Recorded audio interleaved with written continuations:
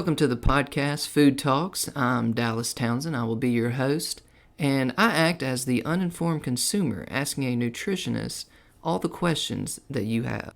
Hello, I'm Jordan Townsend. I'm our resident nutritionist here at Naturally You, and I'm here to inform the uninformed consumer, answering and helping to unpack some of your more difficult nutrition questions. All right, well, welcome back today. Today, we're going to be talking about drugs. The up regulators, the down regulators, the in-betweens. The stabilizers. The stabilizers, everything. But we're also going to be going through the DA drug schedule, too. But to start off, Jordan's going to give us a little introduction here in the world of drugs. Yeah, and so the main thing is, to understand the real difference is, remember, when you really break this down, you got to start off with kind of, well, what is a drug? Because this is when things get weird. Caffeine technically falls under that. Well, you can eat foods and drink things that have caffeine in them, but that doesn't necessarily create a drug because it has those other constituents. Yeah.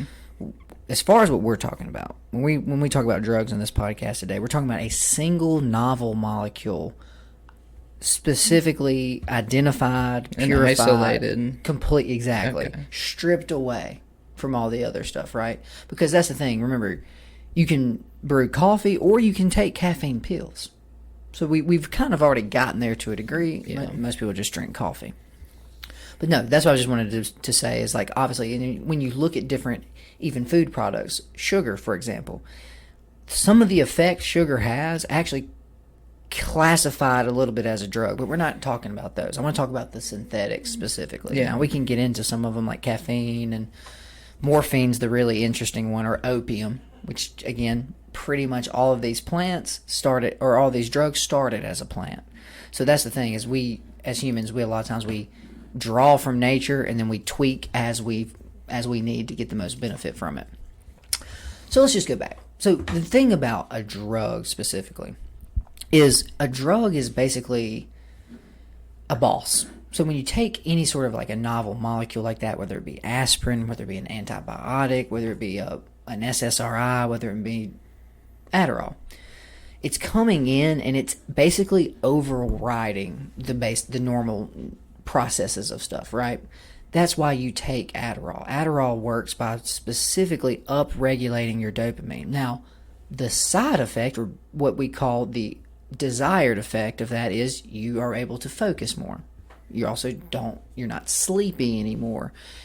It creates what you're sort of looking for too. So that's what's not. Same with antibiotics. Hey, this antibiotic will specifically kill bacteria. It won't kill fungus. It won't kill anything else. Now, for the opioids, is that all about specifically targeting the receptors, or is exactly other types of drugs, non-opioids, is it all about receptor work and mainly just?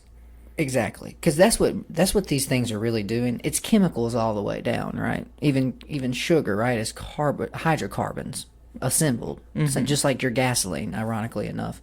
Same thing with this. Because again, this is the easiest way I like to think about it. Locks and keys.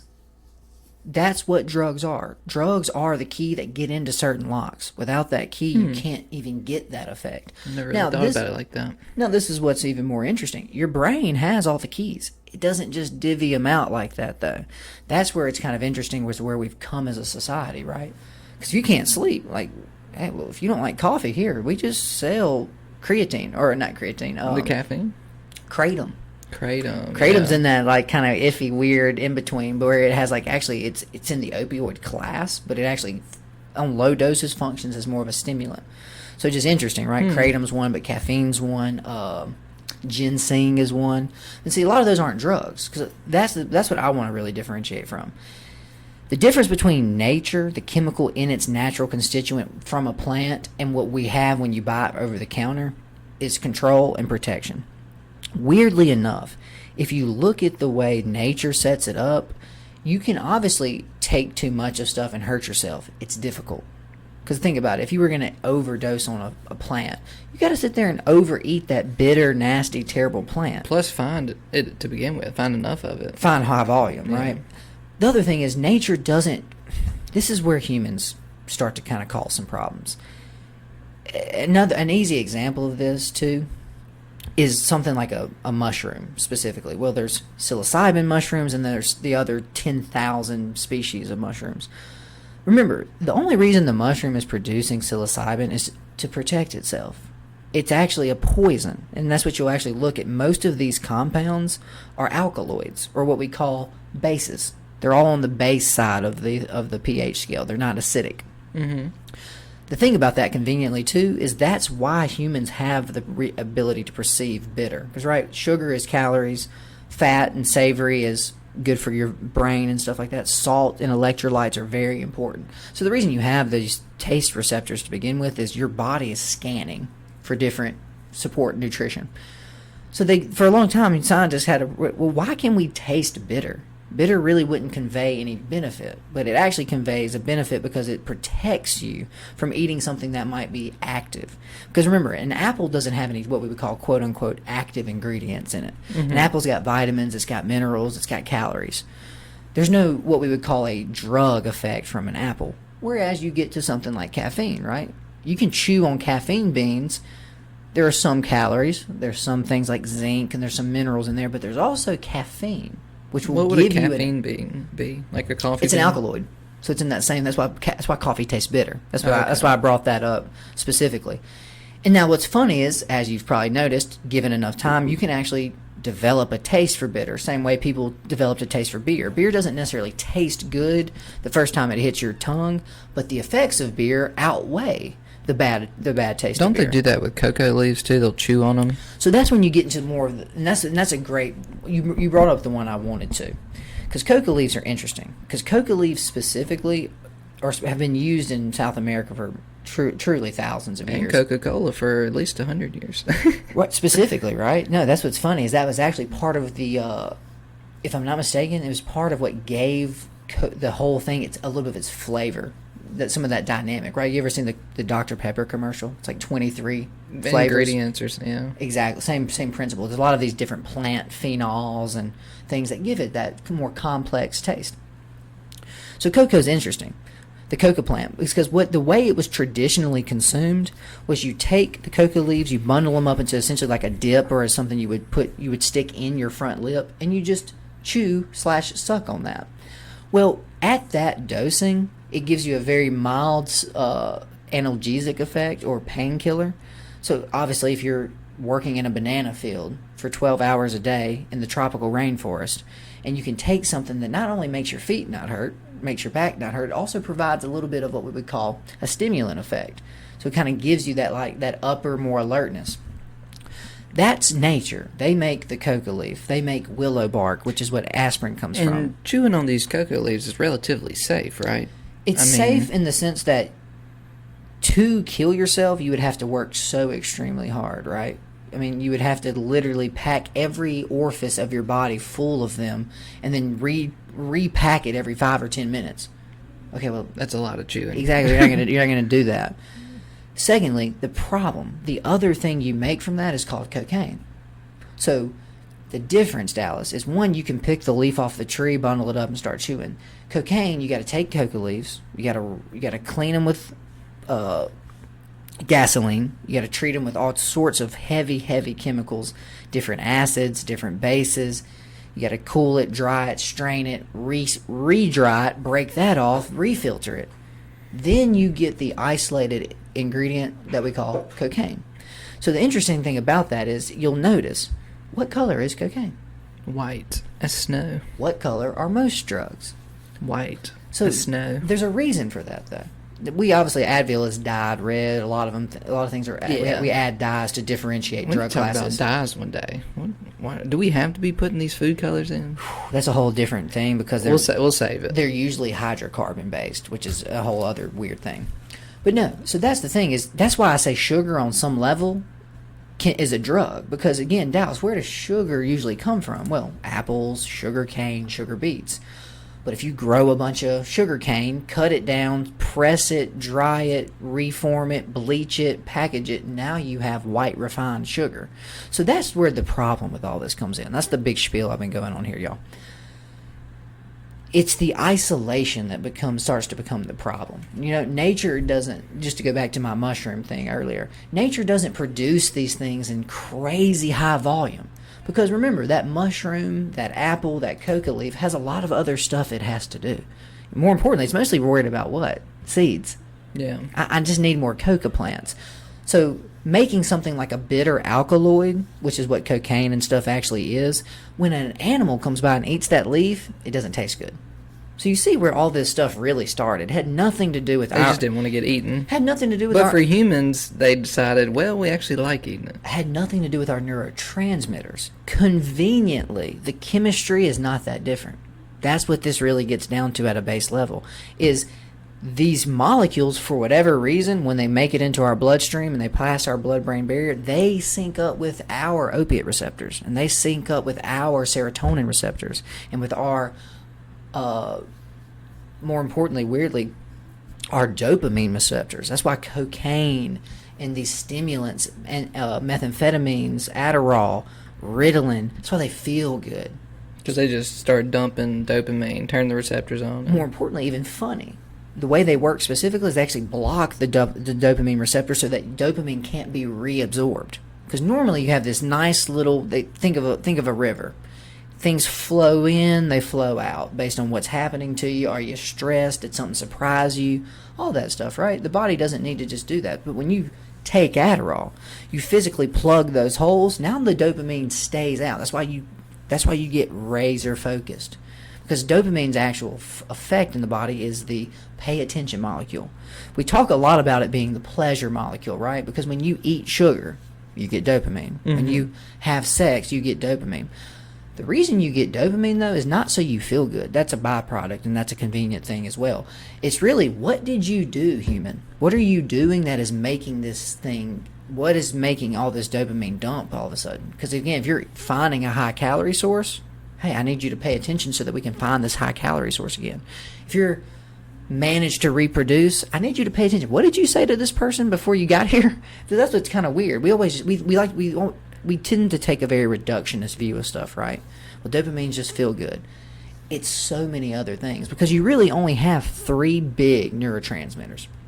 You got dopamine, serotonin, oxytocin. So oxytocin is the one we won't talk about a lot, really. That's the hug hormone. That's why it feels good. That's the physical touch hormone. That's deep social stuff for humans. That's why a lot of us, too, have a lot of anxiety and depression. Imagine if you lived in a 1-bedroom apartment in New York City by yourself, and then you've been social distance working from home remotely. You're missing a pretty key part of why your mental health is not doing well. That one guy listening to the podcast from his New York apartment. Sorry. Is literally thinking like, hey, it'll get better. How do they know? I only know because there's no time in human society where you didn't touch other people, right? Let's just go back through our entire history. Well, yeah. So when you start to hard cut that off and remove it, the brain does not feel right. Yeah. So you think it's a chemical imbalance. It is. But it's not because your brain can't make oxytocin. You've had no reason for it to give you oxytocin. So this is where drugs come in. Drugs can basically, for lack of a better term, they can subvert the body. The body is doing one thing, case in point, high blood pressure, right? So I can come in with square peg, round hole, right? Your blood pressure is high. I can physically force your blood pressure down. So that's why drugs can be awesome. If you're having a heart attack and you give someone something, it can literally slow the heart down so dramatically that you're now not going to actually die and have a problem. More importantly, the one they use for opioid overdose, adrenaline. If you literally go out, and it's not actually adrenaline, it's I'm blanking on the actual name, but what it works is when you hit somebody with that, no, it's called Narcan. That's the commercial name of it. But when you hit somebody with Narcan, it's actually more philic to your opioid receptors than heroin. So, but when you get hit with that, it actually pushes the heroin molecule out of the way and actually forces you to come back to complete sobriety. So crazy, right? It's funny how we have like fentanyl. We'll get into fentanyl and all that too in just a second. But it's funny that we actually have a more powerful opioid antagonist, but it doesn't make you feel high. It actually keeps your body from even absorbing or using any of those opiates. So just crazy. Drugs are not all bad. That's the super moral of this whole Well, yeah, that's what I wanted to conversation. get into is What are you using it for? the drugs. Are kind of a catch-all term, though. I mean, there needs to be another word, And another we do category. we do have drug classes, but let's be honest. Well, Dallas, drug the classes, average but person, the word drug. Right. I mean, you're going to take a drug from your doctor, and then you could also just get drugs from a back alley. or what we They're would call obviously illegal different, drugs, but right? And you can know. also drink coffee, Dallas. You see what Yeah. I'm saying? And you can also smoke cigarettes, which is nicotine. Or eat a donut stick, and you can drink alcohol, that which sugar is drug. ethanol. And that's what's so strange. Like you just said, why do we not call alcohol a drug? Well, it is, but we just call it alcohol, right? We just call cigarettes cigarettes. Yeah. We don't call it nicotine consumption. You know, your doctor doesn't prescribe you that. So let's back up here. Because more than anything, I wanted to get kind of to the drug scheduling and then why the FDA is not as involved in this as they should be, right? Right, definitely. The government really screwed up. 1969 Controlled Substances Act. Nixon, I'm not a crook, is a crook, right? So Unfortunately, they end up being. interesting how that works. The thing you say you're not is why you're saying you're not. Yeah, everybody's done something wrong. We digress. 1969 comes in, ends the summer of love with this Controlled Substance Act. So the Controlled Substance Act specifically set these guidelines. Now, it also created the DEA, the Drug Enforcement Agency, because we were at a weird point in America. We had just gotten out of, Korea happened already, but we're in Vietnam. There's a lot of pushback, counterculture, hippies, Black Panthers. We won't change. We want different. We got to crack down. So the real reason the Controlled Substance Act existed is because you can't arrest somebody for being a Black Panther. You can't arrest somebody for being a free love hippie. But you can attack the drugs that those people are using. So we needed that a little bit in America. We needed a distraction. So we declared war on drugs. So we've actually already done this. Do you know what it was? Yeah, 1920. Prohibition. It lasted 13 years, 1920 to 1933. They didn't call that one the war on drugs. It was just the war on alcohol. Yeah. But alcohol's a drug. So Yeah. how did that go, by the way, Dallas? Did that end successfully? Do we still have prohibition today? And it's been Well, if you super- think about it, if you're part of the mafia family, it was great. Probably one of the best things that's ever happened to your life. You can just start bootlegging and more importantly, it created a market overnight. a criminal market, but yeah, you know. Well, Dallas, same reason with criminalizing drugs. Do people not use drugs all of a sudden? Oh, they use them. And they use them legally. A lot of these on this schedule, their doctors can use them because we trust a doctor, you know. Yeah, and more importantly, we remember the opioid crisis, right? Yeah, that went well. We were told by Purdue Pharma that we cracked it, y'all. Opioids are the most effective for pain relief, but we fixed it. We have a non-addictive version. Turns out OxyContin is probably more addictive than heroin because of the way it has a delay release. So what you can do is you can crush that pill and snort it. So that's the thing. Again, Dallas, you can try to always come up with these little protections and these little safety measures. Humans will do what they want to do. So that's the problem with saying you're not allowed to drink alcohol. Well, now all of a sudden you just have a bunch of unregulated alcohol flowing around. You have people going blind. You know what I mean? That's not funny, From but drinking bathtub gin. you know, if you just legalize it and then actually put some regulation on it through corporations, we've seen that's the only real way to go forward with a lot of this stuff. And to push back on that, people will say, well, if you do that, people are going to be able to get it. Dallas, they can already get it. Yeah, it's nothing That's the stopping thing. It's like kids can buy alcohol, right? People under 21 can get alcohol. People under 21 can get cigarettes. The thing is, though, when me and you at 25 and 29 go to the store, guess what we know we're getting?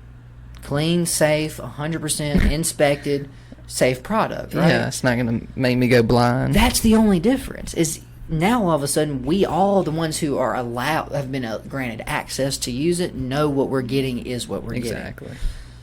So let's break this down for a Yeah, second. let's get into Let's go through the scheduling, because when you start to understand and read through the scheduling, it makes no sense. It really is just pharmaceutical companies working their hardest to get the things that they have the patent on in a class that they can sell legally. Yeah, the Drug Enforcement Agency, they So real schedule quick, it and enforce it, correct? We got to hit that. So again, remember, we live in America. We have a constitution that does what, Dallas? It's supposed to guarantee us like some freedoms, but It divides power. Oh, yeah, yeah. That's the main thing it was built on. Hey, the people who write the laws probably shouldn't enforce the laws. Yeah. Good idea, right? So, for whatever reason, we just completely spaced on the Constitution when we set up this act that went through both houses of Congress, by the way. Yeah, it went pretty quick. Yeah, it went almost immediately. They needed their new war, though, and they got it. Interesting. So, no, that's all I was just going to say. This is one of the only examples where the same people who decide what is, because that's what's weird. They don't just decide what it is. They schedule it. Yeah. So the DEA says, hey, well, we think this is Schedule 2. We think this is Schedule 1. Based off your doctor's recommendations? Based on who we can arrest. Oh, okay. Dallas, right? Yeah. Let's be super honest here, because we're the drug enforcement agency, right? We need our funding to go up, not down. Yeah. What's easiest to find? We need to make that the worst. We're not arresting a lot of people for anabolic steroids, as you'll see, right? But Well, a lot of these drugs are probably hard to make, as opposed from like The growing real a answer. plant. versus when you read through the first list, right? The first Yeah. list is a lot of stuff that just, has been around for millions of years. All right, so Schedule 1. There's 5 schedules. Yeah, tell us what they are, though. You got to break down what Schedule 1 means, because that's the most important part of this. So Schedule 1 drugs, substances or chemicals, are defined as drugs with no currently accepted medical use and a high potential for abuse. Some examples of Schedule 1 drugs are heroin, lysergic acid dimethylene, methamine, LSD, marijuana, cannabis, 3,4-methylene-dioxyl methamphetamine, ecstasy, methaqualone, might be Quaaludes. I don't know. It's probably what that stands for. I believe. I'm not sure. And then peyote.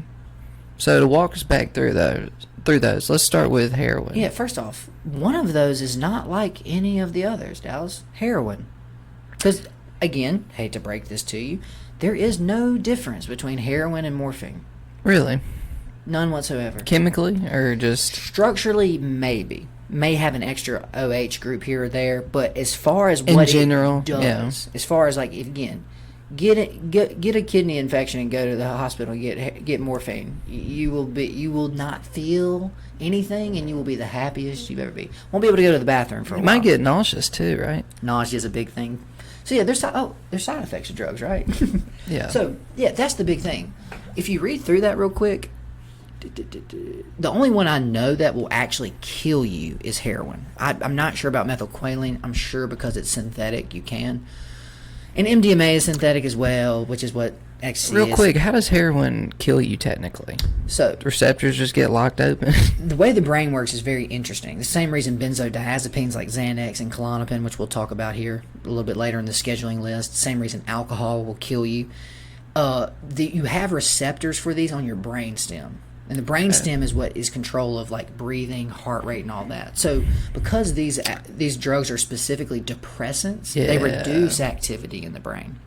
So the problem with that is if you take too much heroin, it will actually slow your breathing and your heart rate down so much that you essentially just slip away.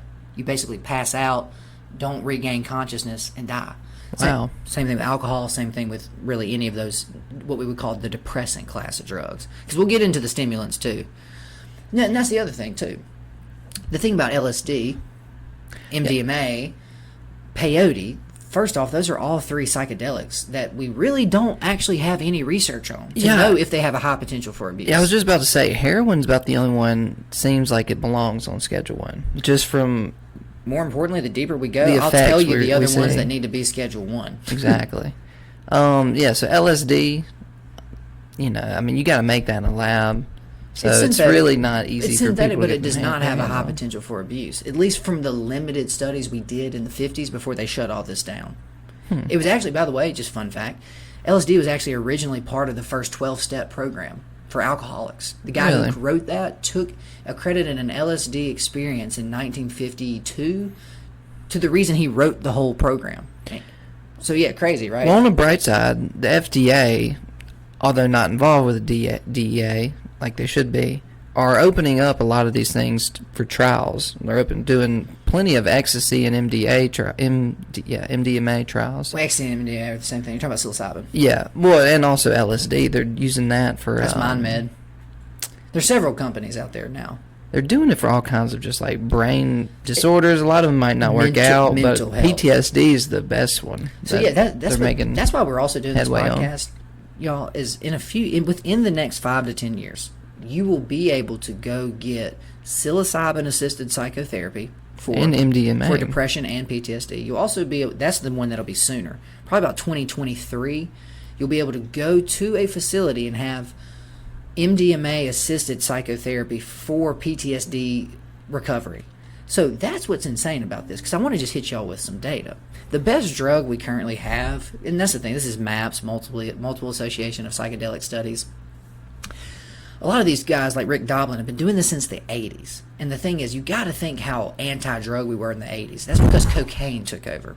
Yeah. Cocaine started killing people, and cocaine turned into crack. So that's what's really scary about this too, is again, there's only one drug in the Schedule 1 that will actually kill you, and that's heroin. Yeah. You cannot die from LSD. I don't know about methaqualone, but let's just say it's Quaaludes, you can die because it's synthetic. Yeah. It's a chemical that you can overload your liver with. But same with cannabis. There is no overdosing on cannabis. Now, you can overdose on MDMA because it's got that amphetamine component to it as well. We should call the DEA and see if they want our advice on rescheduling. Well, again, there's politics, right? There's money. Of course. There's a lot of money. Course. And the thing, you take a lot of those easy-to-arrest things away, your numbers go down. In a rational world, based on the actual threat, because it says, Schedule 1 is supposed to say there's no medical use. High potential for abuse. Heroin, not true. It's basically morphine. Use it legally. Yeah. I get it. LSD, they're working on it. Again, they've been studying it, but it's been super locked down until probably the last decade. They've been trying to get funding, but everything stopped in 1960. So now, marijuana, cannabis. Clearly, there's 30 states that disagree with 35. The DEA. 35 that disagree. Mississippi even disagreed. But then our lawmakers, No. 11 people, 11 Supreme Court justices said the will of the people is not something we respect. So continue. Well, technically, okay, yeah, you get it. But yeah, so cannabis clearly has medical uses. For sure. CBD is one. So that's the thing. I wanted to just go back more to the trials. Well, because that's the thing. We haven't run a lot of trials on CBD yet and THC. There are some out there. The problem with that just upsets me the most is none of those are deadly. That's the thing. But you can physically drink yourself to death with alcohol. Yeah. We have no issue with that. True. You can buy it as much as you want, take it back to your house, and just start drinking. Can you smoke yourself to death with cannabis? So that's what I was going to say was interesting, is just some data. You don't have those receptors for cannabis in your brainstem. Thankfully. So right? That's why I say, say with LSD, there is no toxic dose of LSD. Now, you can take too much and not come back and be a different person. Yeah. We'll start a new chapter of your life. You can use too many drugs and it can have a bad effect. Exactly. Crazy, right? But wait till we go through the rest of the scheduling list. That applies to everyone, Dallas. I wanted to talk about real quick MDMA. Because the MDMA with assisted psychotherapy, that's the most key part of this. It's not just people taking ecstasy and they don't have PTSD anymore. It's taking ecstasy in a controlled setting with a professional there, with the doctor on staff, and finally being able to walk yourself back through where your trauma is coming from. So the most effective drug we have currently on the market for PTSD was not actually developed for PTSD. It's just one of those mood stabilizers. Basically just turns into a zombie. Makes you drool and it kind of treats your PTSD. It has about a 10% effectiveness rate. So they've ran a few of these trials, and what they found was that about 66% of people, after completing at least one MDMA session, had 0 to greatly reduced PTSD symptoms. So they also did a follow-up, and in the follow-up, 50% of people still had no PTSD symptoms. Wasn't that like a year follow-up? Yeah, it was a long time. That was after. a full year. There were no other MDMA sessions between these. A lot of times, some people did multiple, some people did one. There's one session did a lot for him, or Dallas. So you're telling me that our current drug has about a 10% treatment level, whereas this one we're working with right now is showing about a 50 to 65% treatment level, with over half having no symptoms anymore at all. Wait, what? And we've locked this away as a Schedule 1 drug that you're not allowed to test and look at? Because that's what the real problem with this whole system is. If you're Schedule 1, to test it, you have to, first go to the DEA, get permission. So remember, Rick Doblin's talked about this. They can just say no. Or more importantly, they can just wait. They can just put it in their file and not... Oh, yeah, he left and it not for address years. it. Oh, yeah, they want to study MDMA. Okay, well, we'll get to it. We'll think about it. They had to sue the DEA. To get them to act on it. Yeah, and it turns out the judge said said your lawsuit isn't right, but the DA does have to give you a reason, because they didn't even give him a reason why. So they finally did give him a reason, and then they sued him again, and they won because their reasoning was unjust. Let's go. Dallas, this is a drug that is curing people of post-traumatic stress disorder. So you know what the government spends on PTSD for soldiers every year? It's about $18 billion. Oof. This is the same government stopping treatments that people are trying to investigate. Just think about how insane that sounds. Yeah, you would think if you're spending $18 billion, you would try to figure out how can we help these people. And there's clearly some answers right here in front of us. And it took them how long? Well, hey, we just chucked like $12 DA's trillion just not into even paying the economy. attention. So $18 billion is peanuts now, which is how crazy our world's gotten. Anyways. So yeah, that's all I'm saying. It's just interesting that for all those drugs, there is no overdose level except for heroin. None of those kill you outright. And I mean, we talked about ecstasy a little bit. And how close is that to MDMA? It is MDMA. If you look at that word, Dallas. Methyl. See the di? D. D. So yeah. M, and there's like a P there. Okay. Methaquolone? What do you know about Quaaludes? Quaaludes were basically an anti-anxiety drug, and they also kind of made you sleepy, but similar to Ambien, if you take them and then stay awake, like force yourself to stay awake, you start hallucinating and stuff. Not even hallucinating, like that's what Jordan Belfort took in Wolf of Wall Street. That's when Quaaludes were like really popular. He said it. I listened to him on a podcast. He said, if I could get my hands on Quaaludes right now, I would get them and I would go to my house. I would tell my wife, and I would say, look, I'm going to take these. Don't let me leave. And then I can't get any more. He said, I would do them tomorrow. He said they were that good. So, yeah, I know very Didn't little used to about be Quaaludes. illegal either. They used to They were just... prescribed. Yeah. I mean, they were like, they were our version of Xanax. A lot of people were on them. Sometimes you got to just put it out there and see, like, oh, okay, we need to reel this one back. Quaaludes started in like the 60s. Like the fact that he was taking them in the 80s... They were had illegal already for a while, lost yeah. popularity, but people were still kind of making them. So let's get out of Schedule 1. Well, the last one, peyote. I mean, that's So peyote is cactus. it's a traditional psychedelic. It's the one that comes from a cactus. It's the one that is still used legally in Native American ceremonies. Also, one that's not listed on their official Schedule 1 list, but I know is on there if you go to The full list? the alphabetical, is psilocybin. Right. Or magic So, mushrooms. A lot of the Schedule 1s have to do with actual natural plants, like peyote, Things- psilocybin, cannabis, Things you can't patent. How convenient, right? And more and importantly, are easily accessible to people, because if it's growing naturally... LSD and MDMA's hard to patents regulate. have already expired. Also, LSD was synthesized in the 30s by Albert Hoffman, and MDMA was actually synthesized in the 20s. They didn't realize obviously what they did at that point. Yeah. So no, all you just said, Dallas, was things you can't make money off of are in Schedule 1. Now, you can grow cannabis, but if they don't let you grow it, you know what I'm saying? So, it's very interesting. So, let's go to Schedule 2, right? And read me the definition.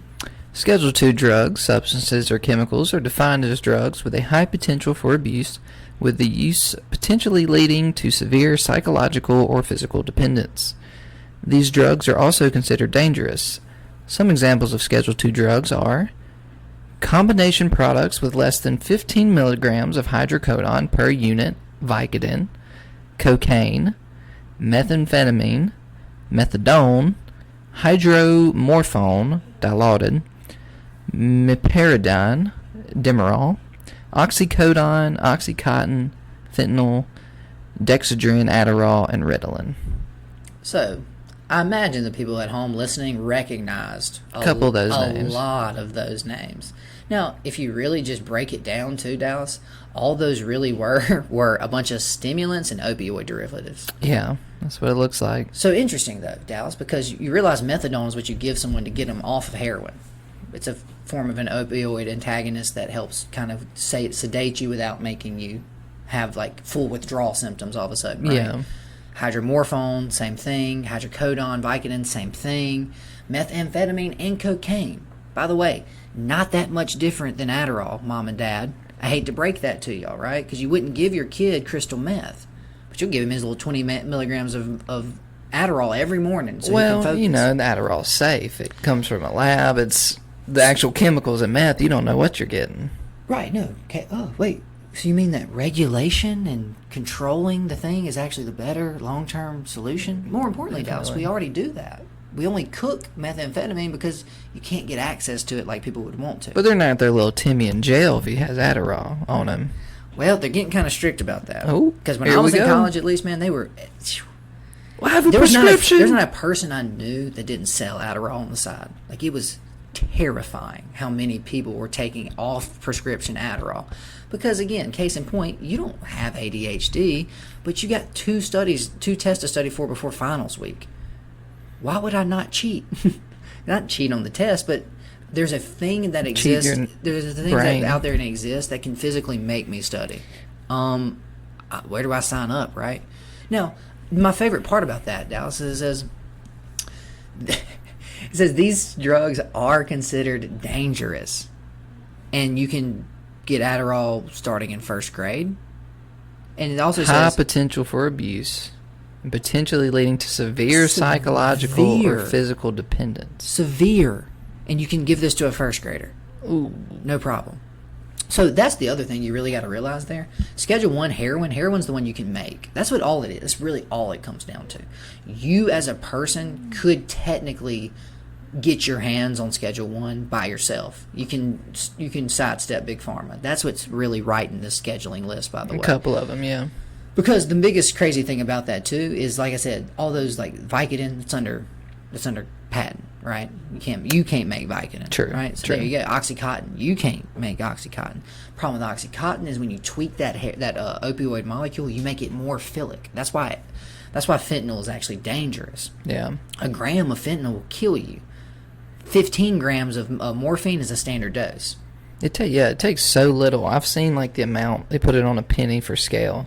It was literally just like a dot on a penny. And that's what's so terrifying. How much will kill you? Is it's that much more philic for your opioid receptor. So when it gets in there, it doesn't leave.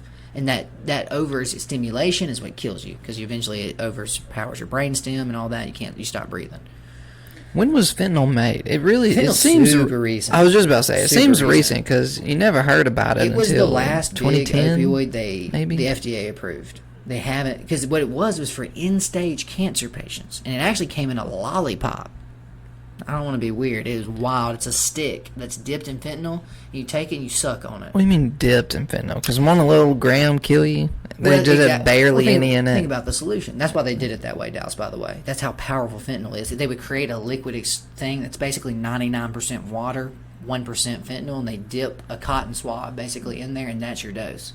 And then you just suck on that thing, and it gives you a nice, slow fentanyl. It's amazing how they even began to test this. How much do we take? Well, look, we're giving standard doses to rats, and it's killing them within seconds. Yeah. So we cut that in half, and it's killing them in minutes. We cut that in half, and it's killing them within hours.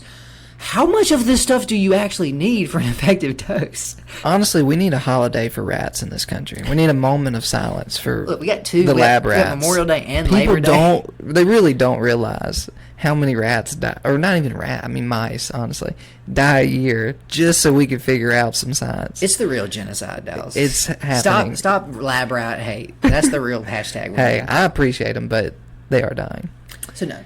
That's the problem. Is basically all Schedule 2 is, we know this is dangerous, we know we can hurt you, but a lot of really rich, powerful people have patents on it. So this is our way to kind of skirt it around, and we can sell it now. And there's some good uses, but there's definitely some side effects. Oh yeah, for sure. The cocaine one. Now, I'm assuming that mainly, obviously there's medical grade cocaine, but they're trying to stop, obviously, the imports from Mexican drug cartels, and I'm assuming that's what they've sent over the most. I've been seeing like bricks every day. I'll get on Bing, and there's an article about bricks of cocaine washing up on the beach. Well, the scary part about that too, more than anything, is there's technically accepted uses for cocaine. Like there's times when cocaine actually is a more effective anesthetic. What's the lidocaine's the big one too they use for cocaine? How does that kill you? Same way as heroin? So opposite. Opposite. A heart attack. Okay, so so one pushes you down and slows everything down too much, and you just fade away. Yeah, heroin works on the brainstem. Cocaine blows your heart out. Blows the heart out a lot of times. Now, is there a minimum amount of cocaine that won't blow your heart out? Oh yeah, it's just a standard a standard line of cocaine. You know what I mean? Like people Yeah. do. That's the normal way you dose The real problem with a lot of these deaths is when they mix substances, right? So if you're doing like That's what's killing cocaine a lot and of these then, people with heroin. They think they're getting heroin. Well, they sprinkled fentanyl in there, but fentanyl's so powerful that if you do your standard injection of heroin with fentanyl, you die immediately. And the heroin users are so deranged that when they hear people are dying, they run out and try to buy that heroin because they know that that's the strong stuff. Cause it and they'll kills just take somebody. less. Yeah. Again, I don't know what to tell y'all here, but people don't run out and get stronger mushrooms or weed or acid because it killed somebody. Like, that's what I'm saying. Like, it's different levels of addiction. Yeah, right? but as a heroin, you have that's true. Right, like it's a different level. There could be good uses for it, and there's a doctor that went on Joe Rogan, but even then, I mean, you got to look at like people as a whole Dallas, there are and good like uses the for it. strength. In a hospital, No, yeah, I'm just Right, saying so you that. know, He was kind of arguing for like legal, like a lot of these should be just legal.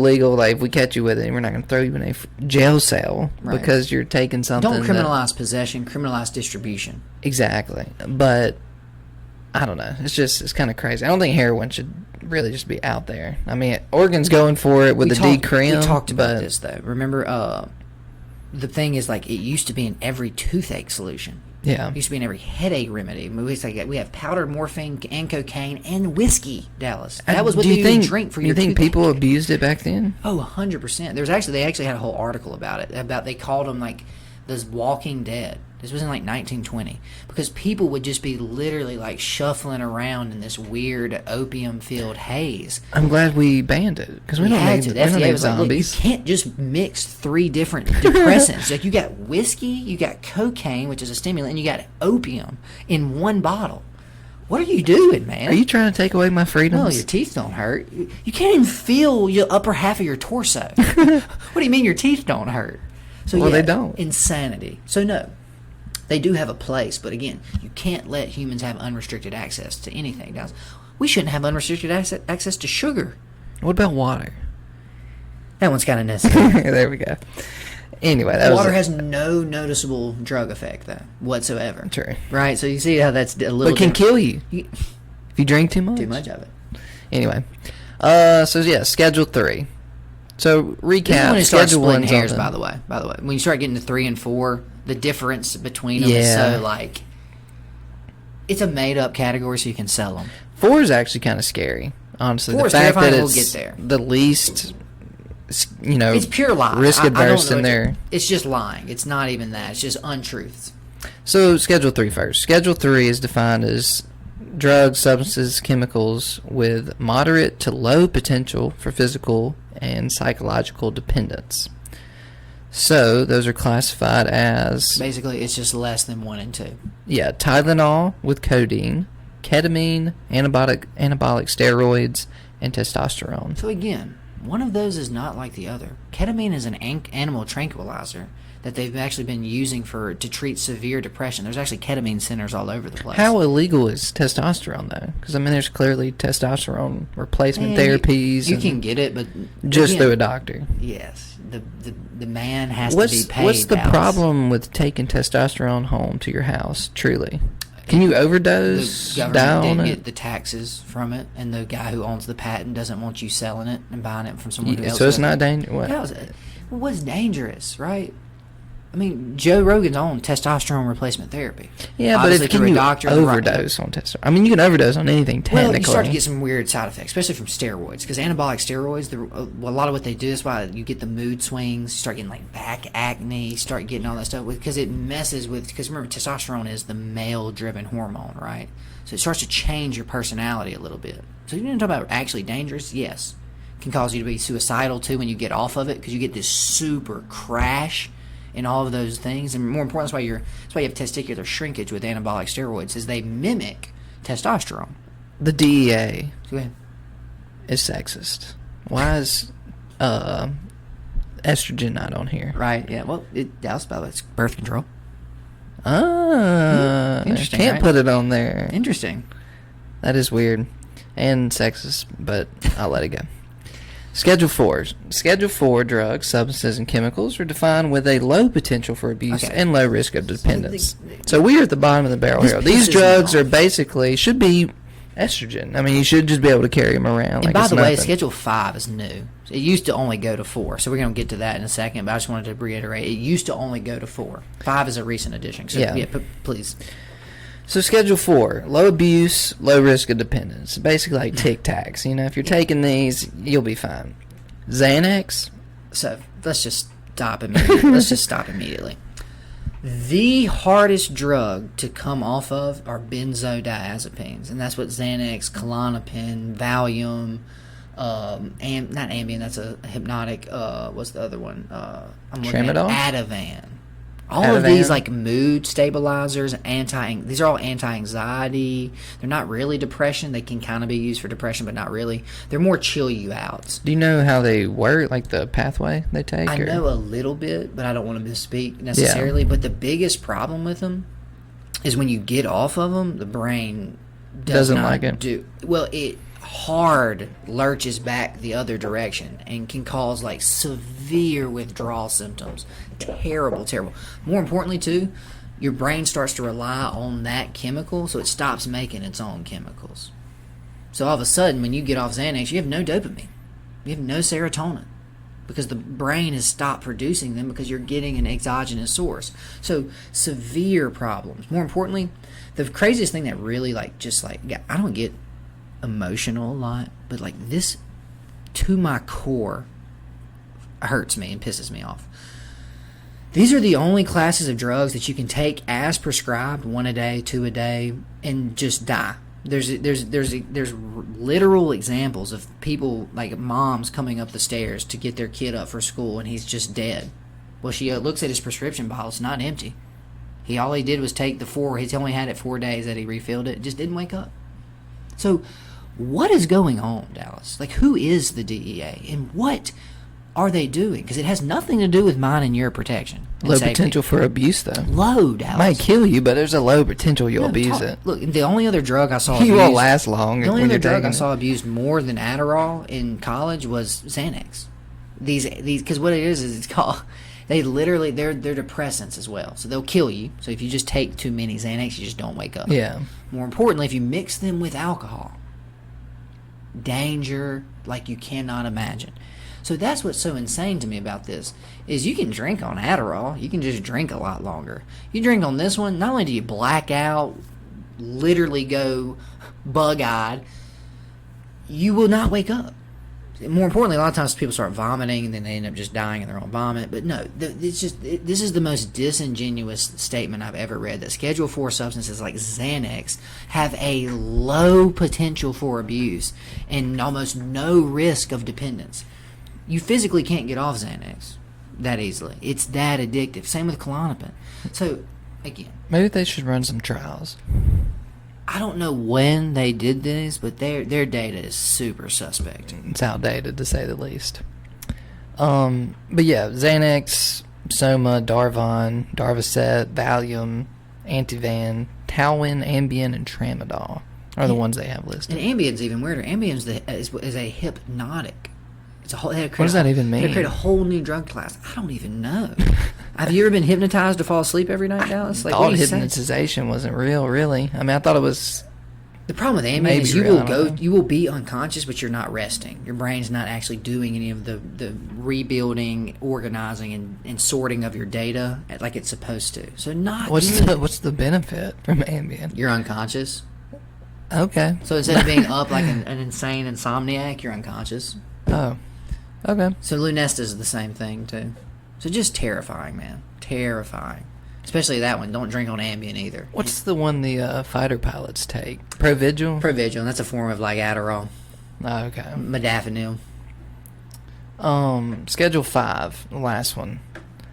Again, these are used for generally antidiarrheal, antitussive, and analgesic purposes. They are Robitussin AC, Lomotil, Motofen, and Lyrica, and Pyrepicatolin. Yeah, they had to add a new schedule. I don't even know it. I haven't heard any of these. Lyrica is like an immunosuppressant drug. That's the only one I really recognize. And then Robitussin, I know that like that was a big thing at Ole Miss. It was called robo-tripping. You just buy a bottle of Robitussin and chug it, and you'll hallucinate. So you would walk around the Grove and there'd just be all these like Robitussin bottles. People are like, is it like cold season or something? Look, again, Dallas, make something wild. illegal. Teenagers exist, right? Yeah. They're gonna figure out how to get intoxicated. Teenagers it does are the not worst. matter. So yeah, there just must be super dangerous drugs. Like I know Lyric and stuff. Like you have to get like liver tests regularly to make sure your liver is actually okay. So yeah, scary. So yeah, that's their whole schedule on the drugs. So yeah, basically the ones that cannot kill you are Schedule 1. The ones that can kill you are Schedule 4. That's just if you really just want to break the list down real quick, which is even crazier. See, look, there it is. The Controlled Substance Act of 1970. That went well. Basically just an excuse to arrest people. Like I said, we can't criminalize being against the war effort, but hippies like marijuana. Black people like marijuana, Dallas. And So, hippies look, like mushrooms. and they were taking acid, right? There's the whole free love movement, blah, blah, blah. So let's just criminalize the thing they're using instead of the action, because that we can do. Yeah. Interesting. We're still living under that law, by the way. We still trade under the 1933 Security and Exchange Commission Act, which is insane, right, for our stock market. And we still operate under a law from 1970 in 2021. Sometimes you just get it so right. There's no point in Our Congress tweaking is just it. inept. Our ability to actually pass any form of legislation that's common sense and doesn't just directly benefit corporations is non-existent. No, and the government works well for corporations, not for people. Very not hard. anymore. Yeah. Corporations are loving it. But yeah, all right. Anything else to add on drugs? I mean, we went Just through the whole The schedule. moral is there's no bad drug. You can use any drug Inappropriately. in the right situation beneficially, and you can also abuse pretty much any drug. But Dallas, you can abuse sugar, right? Whew, yeah. what I mean? You seen, heard of obesity? We had a whole episode on it, right? Yeah. Our levels are getting astronomical, and that's the thing. You see no regulation. You see no No pushback. concern, even. There's not even a limit for how much sugar you can put in stuff. Dallas, they limit very strictly the dosage that you can actually put. Sugar at least should be Schedule 5, right? I mean, come on. High potential for abuse, Dallas. Very high. Severe psychological effects. That's true. technically a Schedule 2 drug. Yeah. By their definition. Now, it has a medical benefit. It will make you feel good. It will make you happy. It will release dopamine. Yeah. So, Yeah.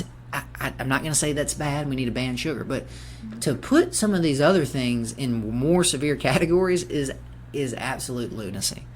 And the fact that we are somehow still operating under that. Like, why can't we get any legislation passed anymore? It would be nice if we could be like water.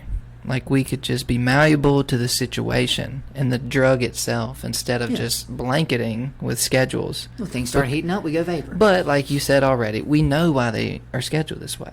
There's certain other benefits in the world. We can make money if we just put it right here. And that's the Put thing. this limit on I it. just don't like that people think they're bad because they were 14 when the 1970s Controlled Substance Act passed, and they were all these things were put in these categories, and they were told they were bad, and that the No. government was protecting you from them. Yeah. So there are negative consequences, but you can pretty much go on Google and figure out everything you need to know. If you want to try heroin, you can go look up and read about all the literature, all the Look, everyone's articles. got that one skater friend that like hangs out on the bridge too much. Like, yeah. And again, if you want to do heroin and you decide you want to do heroin, being illegal is not going to stop you from getting it. So I'm not saying go do it. I'm just saying if someone wants to, look at the other side not of the gonna coin, stop though, Dallas. them. You know why most people end up on heroin? Pills get too expensive. The Yeah. average cost for an Oxycontin, a hydrocodone is between $15 and $30 a pill. So you can financially only sustain that for so long on the street price. So what do they turn to? Well, heroin bags are $5 to $10, Dallas, and that's 3 or 4 times. I've got a radical idea. I'm all ears. We need to try to set up society where it benefits everyone in a positive way. That way they won't need to turn to these drugs. But you want to help people? Yeah. You want to be compassionate and kind and I know we empathetic? can't make money at first. Listen, hold up, capitalist over there. I know it's not profitable to help people, but if there was only a way to make them not want the heroin, just want to Sounds like a be sober and live life. sounds like a lib-left commie dreamland to me, Dallas. Yeah, sobriety's weird if you think about it. It- It's like the default mode. Sobriety is also not standard as far as like society goes. No society going back thousands and thousands of years, has ever stayed sober. Just as soon as, as humans like, realized that they could intoxicate and change the way their brain functioned, they did it immediately. That's what plant medicines are, right? Yeah. That's why alcohol is That's so why those ingrained in our civilizations didn't culture. last. That's why with the Drugs Act, That's why. we have overall sobriety throughout Yeah, the nation. we made it a good 50 years since it passed. So yeah, I'm sure we got another 5,000, right? I wonder, before we leave, we got to look up Please. what's the percentage of people in America that use alcohol? Type two-handed. You're right. I need to set this down. So no, that's the thing. I want to just, while you're looking that up, the only thing we really can do and should do almost immediately is stop criminalizing people who use these drugs. Because typically, like I said, the person using heroin, they've got some other stuff going on in their life. Guys. Yeah. They have some severe trauma they're trying to escape from. Same people who abuse alcohol, right? I mean, you drink. Do either of us abuse alcohol on any level? No. Because we're pretty content with where we're at in life. You know, I'm not using alcohol as a true escape method. And that's the problem with when we talk about drugs. People will use them poorly. You know, people will overuse them to not have to deal with what actually is going on in their life. So if you can start to actually try to rehabilitate people, help them with these coping mechanisms, use things like MDMA-assisted therapy to actually break down and help them fully deal with that trauma, they can heal. And once they're healed, Dallas, turns out, instead of criminalizing them, they don't want to use. That's the key that we keep That's really missing. the only way forward. They don't want to use. Yes. Throwing them in jail clearly does not help their situation. They get out, they go find more. It's Well, just like, we clog the system up with a bunch of stuff so we can't prosecute crimes we really need to be. Like rape and murder and theft and destruction. You know what I problem mean? with that is some people like it that way. They like the system More clogged. importantly, lawyers. Yeah. I mean, right? Who's writing laws? Everyone in true. Congress has a law degree.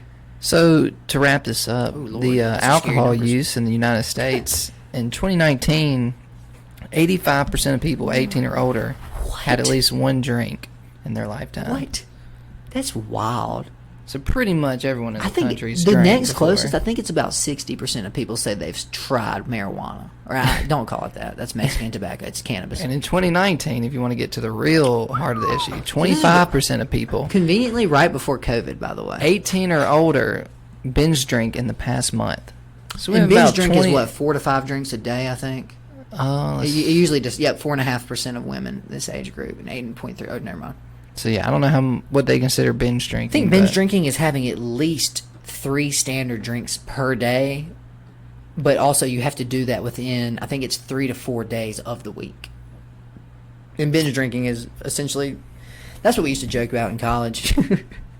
I know mom's listening to this, but like if you really took the stats, there was no one in our fraternity that didn't like qualify as an alcoholic because the amount of alcohol we were drinking per week. It's like, okay, like I think I might be an alcoholic. Like Yeah, I think I have a problem. But we have a swap, and there's a home game, and then we have a house party. That's what's weird. You get like me, you grow out of it. Like, So you're telling me college is just used to make alcoholics for our society? I don't. I mean, yeah, but that's the thing.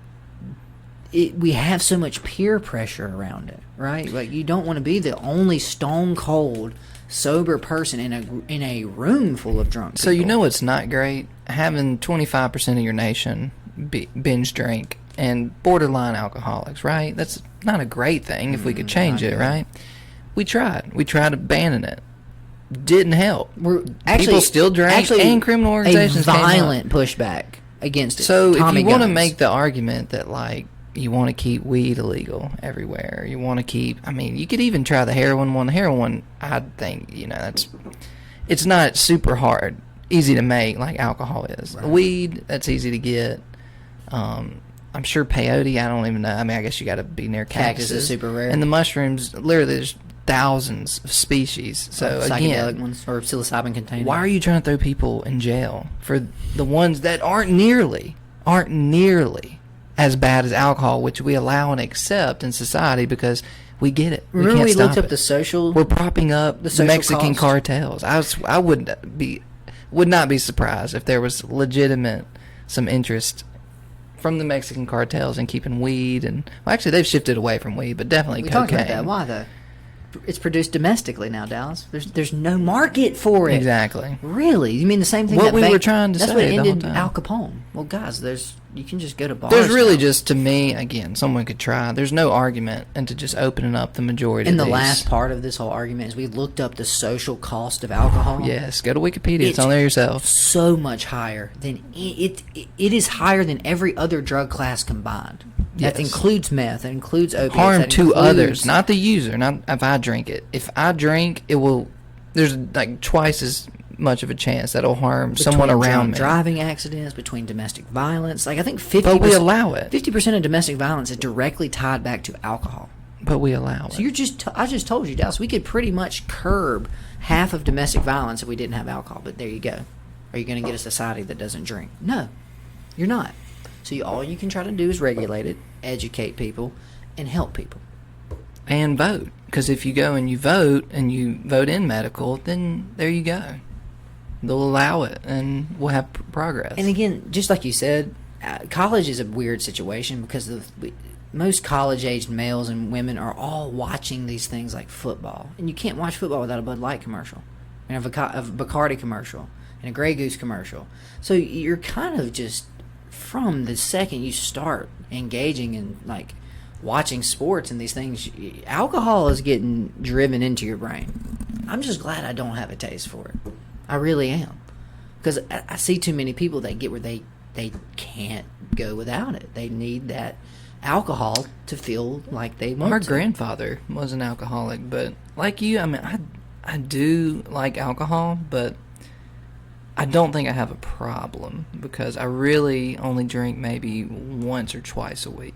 If that, right? If that. And I don't see you actually. Ironically, you drink more than I do now. Which again, if we had switched it, you never qualified as an alcoholic in college. No, I really. And didn't that might drink be why I anything. have more of an aversion to it now. Oh, burned myself out on it so quick that now I have no interest. But even that, I only drink for like special occasions. Case in point, like a wedding, a special event, a Christmas party. But like even I'm not going to drink during the week, and that's the one that they tell me I can get as much as I want. Like, isn't that the irony, right?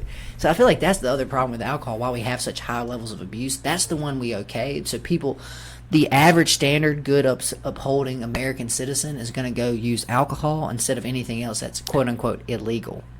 That's probably the issue with, if you want to play devil's advocate, of legalizing some of these other ones. Do you see what corporations have done to alcohol? How they've kind of pushed it on They've people extracted through ad every dollars. single dollar out of it. Probably going to see that with weed once it's fully in. And then, You're already seeing it a little bit. I don't know. So, weed's not for everybody, truly. Some people can have Call it weed. Call it psychosis. Or cannabis, yeah. Marijuana. Well, just to end on that too, to call it weed is disingenuous because the word cannabis is actually where the word canvas comes from. So like canvases that painters, like pretty much the Mona Lisa was painted on cannabis. Let's roll it up. Dude, that'd be the most expensive More importantly, blunt. the reason that Columbus got across the ocean blue in 1492, cannabis, canvas, and rope is what they made the sails and the ropes He was out of. blazing on the high seas. More importantly, weirdly, there's cannabis indica, which comes from India in that region, the more the mountainous, like Afghanistan, and then there's cannabis sativa, which is more the European strain. The European strain is very low THC, very high CBD. So they didn't know they didn't know you could use it medicinally. Cannabis sativa grows really tall and really thin. Cannabis indica is very short and squatty. Well, in India, they use cannabis as they would take the actual resin, or like what they call hash, and they would eat it. So you want to talk about super psychoactive? Does that work, though? I thought you had to heat up these chemicals. They would, to some degree, but when they would process it into hash and then just eat the hash. Okay. And through some sort of either cooking or preparation. Gotcha. But no, exactly. Not just out of the bowl. Just You do. So that's why you have to smoke cannabis flower to get any effect out of it. So that was weird. They knew it had this weird psychoactive effect. It wasn't until you started crossbreeding the plants that you get high THC sativa strains. And then now we actually have high CBD indica strains. So that's what's even crazier. This plant has been around for so long. 1970, it's illegal and you can't grow it. Cannabis is looking around like... Not here, baby. Cannabis is looking around like, I've been around longer than you, right? That same with mushrooms, right? We'll be around after as well. Yeah, mushrooms, fungus. They're like, I'm illegal? Like, what are you talking You're about? bad for our population. What are you talking about? I'm older than you. You can't tell me that I can't exist. So I think to summarize this podcast is Locks education. Locks and keys. Locks and keys. And That's the only reason any of it works. and education. Don't be afraid of the word drug. Don't just shun away and Figure- shy away and think that there's figure no out- use for these things. There's intricate. Figure out what class your drug is, because that's the most important, right? Yeah. That's everything. That tells you if it's going to be high harm or low harm. High potential for abuse, low potential for abuse. Don't listen to the DEA. Figure out what drug class it is in, and then go from there. Listen to the signs.